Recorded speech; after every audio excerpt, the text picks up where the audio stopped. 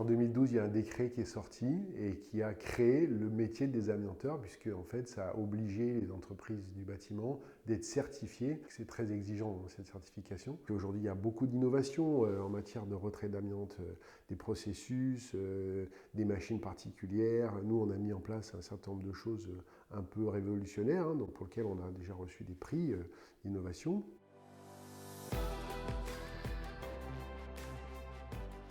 Plutôt des petits chantiers avec une vision de rapidité, d'efficacité. Donc je pense que les gens viennent nous chercher pour ça. On est en formation de combat, c'est-à-dire on sait qu'on va passer 4 jours, 5 jours chez un client, mais pendant ces 4 jours, on va beaucoup travailler, mais quand c'est fini, c'est fini. Et c'est bien fini. C'est un peu ça l'ADN de l'entreprise, vite et bien et joyeusement. Voilà.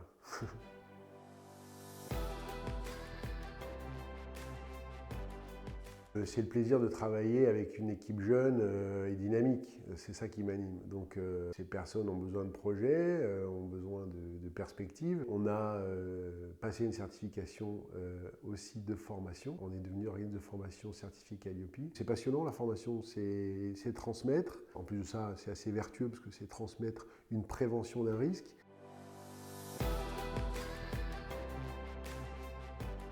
Notre métier premier, c'est le retrait de l'amiante.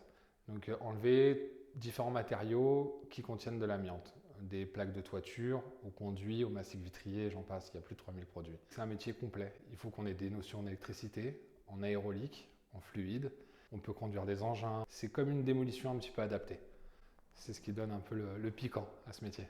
Ça peut aller de votre maison ou la maison du voisin, du cabanon de jardin, au Palais des Papes à Avignon, puisqu'on est du secteur. On a travaillé sur des îles où on fait les toitures des phares. On travaille dans les établissements militaires, en industrie, dans les centrales nucléaires. On part du principe qu'en étant professionnel de l'amiante, on doit vraiment tout maîtriser. Donc, on est 3 à être habilités électriques. On a les CACES nacelles, les CACES conduite d'engin. On a aussi nos formations au risque chimique. On monte constamment en compétences. On a inventé un service de collecte, on a inventé des conditionnements innovants. On est en perpétuelle recherche comme ça de nouvelles compétences et de nouvelles solutions pour amener aux clients. Aujourd'hui, on veut vraiment vendre du savoir-faire.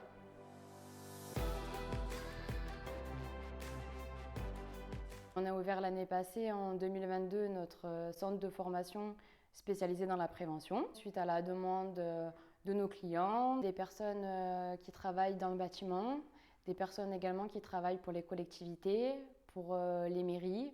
On propose plusieurs formations autour de l'amiante, des formations de prévention en général, donc SST, sauveteur secouriste du travail en initial et en recyclage. On la propose chez nous ou bien également à l'extérieur. Les formateurs, donc principalement, ce sont des personnes de l'entreprise.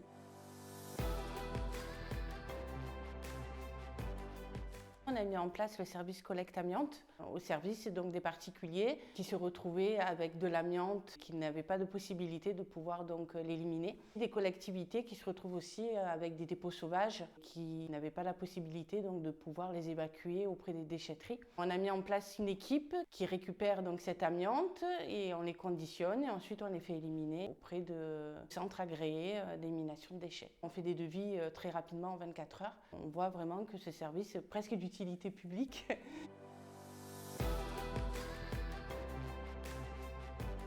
Ce qui est la garantie de vivre bien ensemble, c'est de garder ça dans sa tête. Tous les jours, il faut y penser. Tous les jours, il faut essayer de donner la main aux gens avec lesquels on travaille. On peut vraiment partager nos idées.